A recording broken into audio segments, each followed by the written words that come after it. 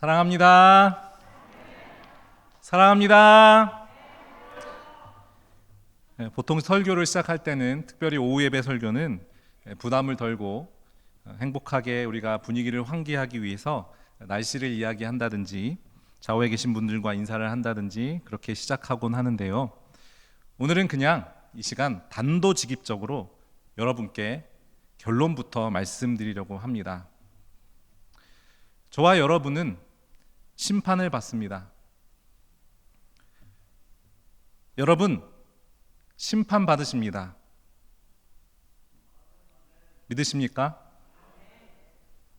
여기 계신 집사님, 권사님들, 장로님들, 전도사님들, 목사님, 사모님, 저기 있는 어린이들, 유튜브로 참여하시는 모든 분들 심판 받으실 겁니다.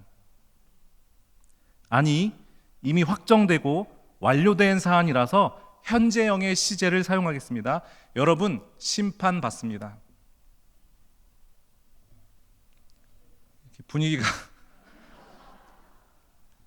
이렇게 굳어질 줄 알았으면 안 하는 건데 아멘 소리가 거의 없으십니다. 죄송합니다. 많이 놀라셨죠? 가장 피하고 싶은 그 주제에 별로 듣고 싶지 않은 설교가 있다면 아마도 심판에 관한 설교일 것입니다. 사도행전 24장 25절에 의하면 사도 바울이 벨릭스 총독에게 의와 절제와 장차 오는 심판을 강론하였다니 벨릭스가 그것을 견디지 못하고 지금은 가라, 나중에 내가 너를 부르리라 하고 그 자리를 피했다고 기록하고 있습니다. 하지만 그것은 진리이기 때문에 오늘 이 시간 심판이 가지는 그 영광스러운 의미에 대하여 주님의 은혜를 함께 나누고자 합니다. 성경은 매우 선명하게 심판에 대해서 언급하고 있습니다. 크게 두 종류의 심판이 있는데요.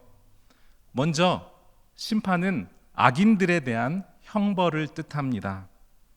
여기서 말하는 심판은 결과를 의미하는 단어입니다. 전능하시고 의로우시고 참 지혜이신 그분께서 모든 악의 세력을 멸하시고 복음에 순종하지 않는 모든 자들을 판결하시어 죄에 대한 결과, 즉 사망으로 판결하십니다. 요한복음 3장 18절에 그를 믿는 자는 심판을 받지 아니하는 것이요 믿지 아니하는 자는 하나님의 독생자의 이름을 믿지 아니하므로 벌써 심판을 받은 것이니라 라고 언급되어 있는데, 여기서 말하는 심판은 결과로서의 심판, 즉 형벌을 받음을 의미합니다. 하지만 성경에는 결과로서의 심판만을 이야기하지 않고 다른 의미의 심판을 이야기하는데, 때때로 성경은 과정으로서의 심판을 말하고 있습니다. 공의로우신 하나님께서 선과 악, 의로움과 불의함에 대하여 요한계시록의 표현에 빗대어 설명하면 양과 염소를 구분하는 이 모든 과정, 넓은 의미에서 그것을 심판이라고 표현합니다. 따라서 그리스도 예수를 믿는 자, 성도는 결과로서의 심판이 아니라 과정으로서의 심판을 받습니다. 분명한 건 결국엔 우리 모두가 그의 심판대 앞에 서야 합니다. 로마서 14장 10절에는 우리가 다 하나님의 심판대 앞에 서리라 말씀하였고, 고린도후서 5장 10절에는 우리가 다 반드시 그리스도의 심판대 앞에 나타나게 될 것이라고 선포하고 있습니다. 그러므로 심판엔 예외가 없습니다. 심판대 옆에는 탈출구도 없고 비상구도 없습니다. 결과로서의 심판, 즉 형벌을 받거나 과정으로서의 심판, 예수 그리스도의 공로로 인해 하나님의 백성으로 판결되어지는 것입니다. 심판대에 서면 그것으로 유일하며 최종적인 판단을 우리 주님 앞에서 받게 될 것입니다. 세상 시험은 재수, 삼수 할 수 있지만 주님 앞에서 받는 그 심판은 수정할 수 있는 기회, 번복할 수 있는 시간 주어지지 않습니다. 로마서 2장 4절의 말씀대로 하나님은 이미 우리를 길이 참으셨습니다. 성경은 신구약을 통틀어 다양하게 심판을 언급하고 있는데 가장 많이 언급된 책이 구약의 시편입니다. 시편에서는 심판하시는 하나님을 갈망하고 노래합니다. 그도 그럴 것이 시편에 담겨 있는 인간의 탄식과 미움과 회개와 분노와 절망과 억울함 등의 이 모든 것을 해결할 수 있는 방법은 우리 안에서가 아니라 우리 밖에서 주어지기 때문이며 탁월한 재판장에 의해서만 해결될 수 있기 때문입니다. 결코 우리의 능력으로 모든 것을 판결할 수 없습니다. 완전하시고 의로우신 우리 밖에서 오신 심판장이 계셔야 합니다. 한 번은 아이들이 막 티격태격 싸우고 있길래 너희들 왜 싸우느냐 물어보았습니다. 아이들이 하는 말이 네가 먼저 그랬잖아. 아니야, 네가 먼저 그랬으니까 내가 그러지. 아니거든, 네가 이래 저래 하니까 내가 이러지. 듣자 하니 제가 판단을 할 수가 없는 거예요. 하나님의 사람 모세가 광야에서 그 수많은 백성들의 대소사를 판결하다가 완전히 지쳤습니다. 솔로몬 왕도 백성들을 판결하는 것이 너무 어려워 하나님께 지혜로운 마음을 구했다는 것을 우리가 알고 있습니다. 방법은 딱 하나입니다. 우리 안에서가 아니라 우리 밖에서 능력의 주권자가 오셔야 합니다. 저는 남자 고등학교를 나왔습니다. 쉬는 시간에 또는 점심시간이 되면 말도 못할 광경들이 벌어집니다. 혹시나 여기에 교육계에 계신 분들, 선생님으로 일하셨던 분들 죄송합니다. 제가 보았던 경험을 나누는 것입니다. 혼돈과 무질서함이 난무합니다. 욕설도 난무하고 교실의 그 딱딱한 바닥에서 레슬링하고 그렇게 친구들을 괴롭힙니다. 수업을 알리는 종이 칩니다. 그래도 난리법석입니다. 그런데 꼭 반마다 꼭 한 명 정도는 망을 보는 친구들이 있습니다. 이 친구들 눈이 매우 좋습니다. 아주 빠릅니다. 선생님이 코너를 돌아 당구채를 이렇게 돌리시면서 출석부를 들고 등장하시면 그 선생님이 등장하시자마자 신속하게 뒤돌아서 이렇게 외칩니다. 떴다! 우당탕탕탕. 모든 것이 원래의 모습으로 다 돌아갑니다. 그 짧은 몇 초에 다 돌아갑니다. 아무 일도 없었다는 듯이 차렷, 열중샷, 차렷, 선생님께 대하여 경례, 안녕하세요. 그리고 수업이 시작됩니다. 주권자가 오셔야 이 무질서함이 종결됩니다. 이 피조 세계에도 주권자가 오셔야 이 혼탁함과 무질서함이 종결됩니다. 심판이란 어떤 사람에게는 무서운 형벌이 될 수 있지만 그리스도의 사람과 그가 창조하신 모든 피조 세계는 아픔과 탄식과 불공정함과 압제받음의 종결을 의미합니다. 어떤 사람은 심판을 피하려 하지만 어떤 사람은 심판을 통해 보상을 받고 위로를 받고 악을 판결하고 모든 억울함이 풀어지는 은혜와 회복을 경험하게 되는 것입니다.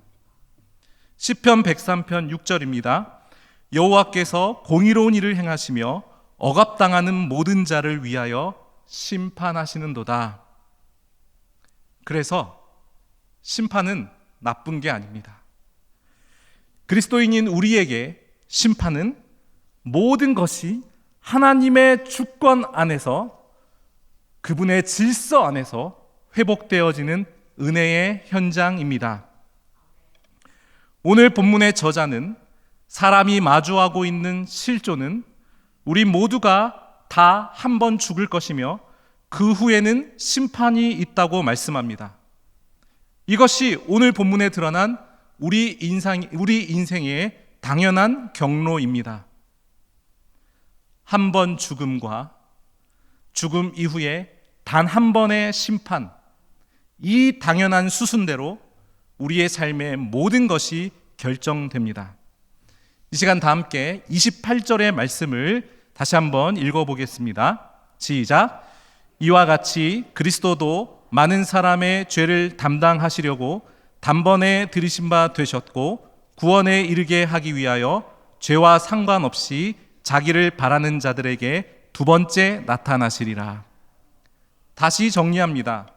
단 한 번의 죽음, 그리고 단 한 번의 심판. 그런데 오늘 28절에는 여기에 하나 추가되어서 단 한 번의 완전한 제사가 있었다고 이야기합니다. 히브리서 9장이 27절에서 끝나지 않고 28절이 있기 때문에 우리에게는 소망이 있습니다. 예수님이 첫 번째로 오셔서 우리를 위해 완전한 제물이 되어 주셨고, 이제는 죄와 상관없이 예수님을 갈망하는 모든 자에게 두 번째로 나타나시리라. 오늘 본문 앞쪽 한 장 넘기셔서 히브리서 8장에 보시면 예수님이 대제사장이심을 말씀하고 있는데, 예수님은 하나님이 세우신 참 하늘의 성소에서 제사를 드리신 분이라고 표현합니다. 그러니까 예수님은 제물 되셨을 뿐만 아니라 예수님은 우리를 위한 대제사장이 되심으로 우리 죄의 모든 문제를 완전하게 해결하신 분이십니다. 그분이 참 하늘의 성소에서 우리를 위한 모든 제사를 완결하셨다라고 성경이 말씀하고 있습니다. 이스라엘에는 1년에 한 번 대속죄일이 있습니다. 1년에 대속죄일에 단 한 번 유일하게 대제사장만 지성소에 들어가 하나님의 임재 앞에 설 수 있습니다. 그런데 이때 지성소에 들어간 대제사장에게 해결되지 않은 죄가 있다면 그 대제사장은 어떻게 될까요? 대제사장은 죽고 맙니다. 레위기 26장 17절 말씀입니다.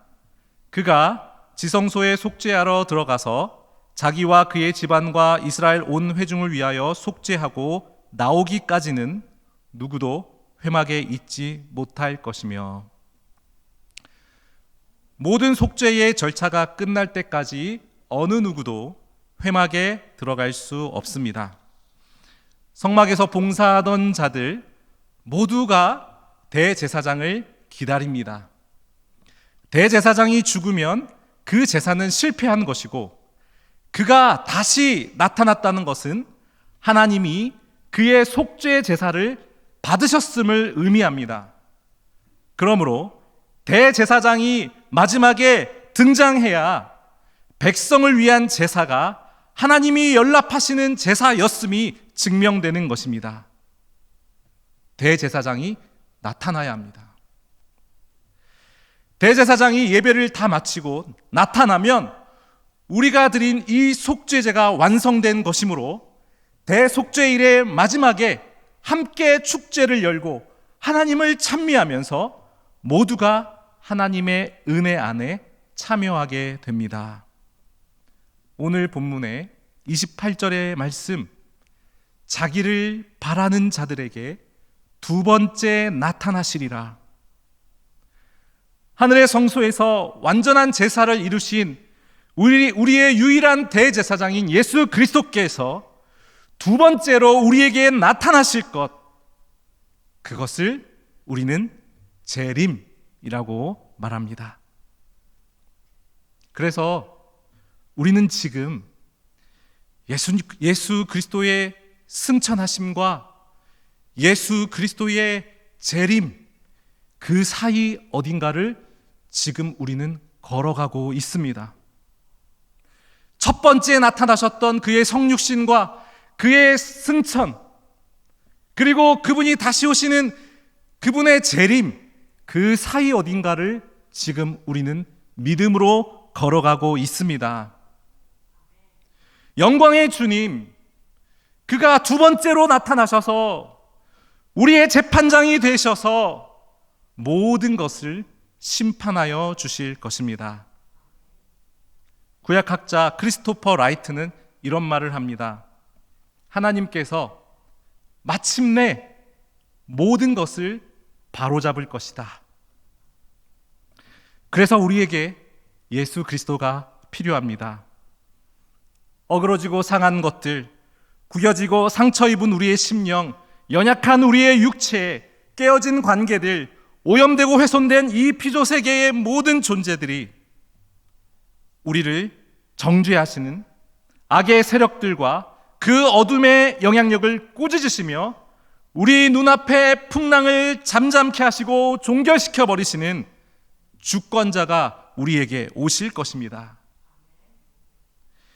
우리 구주 예수님께서 이 모든 것을 바로잡아 주실 것입니다. 심판은 우리가 비로소 하나님의 백성이었음을 인정받는 환희의 자리가 될 것입니다. 심판은 우리가 주님의 나라를 위해 달려왔던 그 눈물에 힘겨웠던 삶을 보상받고 영화롭고 아름답게 하나님이 우리에게 주시는 면류관이 우리에게 예비되어 있었음을 확인하는 자리가 될 것입니다. 사랑하는 교우 여러분, 고통 중에서 눈물 가운데 힘겨운 시간들을 보내고 계시는지요? 제가 여러분께 말씀드릴 단 하나의 진리는 이것입니다. 그가 오셔서 우리의 모든 것을 바로잡아 주실 것입니다. 사랑하는 여러분, 오늘 설교의 첫 번째 여러분께 진지하게 드렸던 그 질문을 다시 하고자 합니다. 별로 아멘하지 않으셨던 그 질문을 다시 한번 마음을 들여 여러분께 이 시간 질문 드리고 싶습니다. 여러분, 심판받으십니다. 믿으십니까? 완전하고 의로우신 재판장 예수 그리스도가 우리를 향해 두 번째로 오실 것입니다. 믿으십니까? 그렇다면 그리스도의 승천과 재림 사이를 걸어가고 있는 우리는 지금 어떻게 살아야 할까요? 첫 번째로는 두렵고 떨리는 마음으로 우리 자신을 돌아보아 우리가 진짜 옳다 인정함을 받는 예수의 사람인지를 돌아보아야 합니다. 엊그제 새벽 기도 하다가 주님께서 제 마음의 상태를 알게 해주셨는데 그게 너무 마음이 아팠습니다. 제가 설교를 하고 찬양을 하고 기도를 인도해도 그런데도 주님과 멀어질 수 있다는 사실을 깨달았습니다. 신기하죠? 목사인 제가 성경 공부를 하고 기도를 인도하고 말씀을 전하고 찬양을 인도하는데 제가 주님과 멀어질 수 있다는 사실을 알았습니다. 내 안에 온갖 내 의와 더러운 것들이 자리 잡고 있다는 것을 발견해서 주님 앞에 애통하는 시간을 가졌습니다. 우리는 예수님에 대해서 말하고 있지만, 복음의 진리를 언급하고 있지만 정작 우리 자신은 그 은혜와 감격에서 멀어질 수 있다는 사실, 그거는 사역자인 저 자신만 알고 있습니다. 우리는 예수님에 대해서 말하지만 진심으로 예수님을 대하지 않을 수 있습니다. 충분히 그렇게 할 수 있습니다. 우리는 예수님에 관하여 설명하지만 예수님과 관계없는 일들을 하느라 바쁠 수 있습니다. 사랑하는 성도 여러분, 교우 여러분, 연말이 되면 교역자들이 참 힘듭니다. 1년 동안 어떻게 살아왔는지 되돌아보면 하나님 앞에 너무나 죄송하고 때때로 우리의 사역에 대한 실패감과 아픔이 한꺼번에 11월, 12월에 몰려옵니다. 마음이 되게 힘듭니다. 여러분께서 기도해 주시고 응원해 주시기를 부탁을 드립니다. 원로 목사님들하고 담임 목사님 위해서 많이 기도하시는 것 같은데 특별히 오늘은 부교역자들을 위해서 많이 기도해 주시기를 부탁을 드립니다. 두 번째로, 종말의 시대를 살아가고 있는 우리는 오늘 본문의 한 장만 넘겨보시면 이렇게 10장 25절에 말씀합니다. 모이기를 패하는 어떤 사람들의 습관과 같이 하지 말고 오직 권하여 그날이 가까움을 볼수록 더욱 그리하자. 그날이 가까울수록 모임을 포기하지 말라고 권면합니다. 그날이 가까울수록 서로가 서로를 돌아보라고 권면합니다. 우리에게 오시는 예수님 앞에서 우리가 함께 사랑으로 이 모임을 지켜가고 그리스도 안에서 예수님과 사랑하는 교우들과 함께 은혜의 자리를 가지라고 말씀하고 있습니다. 왜 그럴까요? 우리는 모두 다 심판을 앞두고 있는 하나님의 사람들이기 때문에 그렇습니다. 이 마지막 때에 우리의 마음을 다해서 우리의 모든 것을 다해서 주님이 오시는 그날에 주님 앞에 옳다 인정을 받을 수 있는 거룩한 하나님의 사람들로 우리가 주님의 품 안으로 들어가기를 원합니다. 이 말씀을 준비하면서 하나님 앞에 거룩하고 의로운 소망이 생겼습니다. 나중에 주님이 오실 때 의의 열매가 가득하여 자신 있게 주님을 찬송하면서 주님을 맞을 수 있다면 여한이 없겠다. 우리 모두가 주님의 오심을 기뻐함으로 준비하며 주님을 영광스럽게 가시적으로 인격적으로 우리 눈앞에 오실 그 주님을 맞이하는 저와 여러분이 되실 수 있기를 간절히 소망합니다. 기도하겠습니다. 사랑의 아버지 하나님, 마지막 때를 살아가고 있는 우리에게 과연 무엇이 우리에게 소망이 될 수 있습니까? 주님, 우리를 긍휼히 여겨주시고 이 마지막 때를 사는 우리에게 다가올 심판과 재림하실 그리스도를 더욱 갈망하고 소망하면서 우리의 믿음을 더 순도 높게 지키게 하여 주시옵소서. 주님이 오시는 그날에 우리의 마음을 다해 주님을 찬송하며 우리의 형제들과 자녀들에게 부끄럽지 않은 거룩하고 순결한 믿음을 주님 앞에 보일 수 있도록 성령 하나님 우리를 지키시고 인도하여 주시옵소서. 주님이 오시는 그날에 모든 것이 제자리를 찾아가고 바로잡아 주시는 그 심판의 은혜를 갈망하고 기다립니다. 주님, 우리를 인도하여 주시옵소서. 감사드리며 예수님의 이름으로 기도드립니다.